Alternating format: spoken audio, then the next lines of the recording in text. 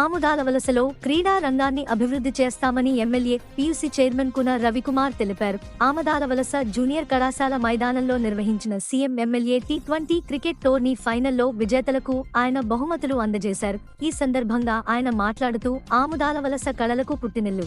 క్రీడల్లో ప్రతిభ ఉన్నవారికి ఆడిటోరియం నిర్మిస్తాం. 3 కోట్లతో నిర్మించిన స్టేడియాన్ని గత పాలకులు ధ్వంసం చేశారు. మళ్లీ ఇండోర్ స్టేడియం నిర్మాణం చేపడతామన్నారు.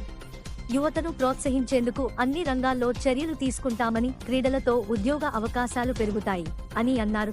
ఈ కార్యక్రమంలో కార్యకర్తలు, క్రికెట్ అసోసియేషన్ సభ్యులు, క్రీడాకారులు, అభిమానులు పాల్గొన్నారు. అలానే ఇక్కడ మన ఏసీఏ ద్వారా ఏమేమి రావాలో అవన్నీ కూడా ప్రయత్నం చేస్తున్నాం. మన ఆమదాల వలస కూడా రేపు 10 మంది రావాలి అంటే స్పోర్ట్స్ ని కూడా మనం ప్రమోట్ చేయాలి. ఆటలను కూడా ఇది వస్తుంది. బ్రహ్మాండమైన స్టేడియం ఆ రోజు నేను నిర్మించాం.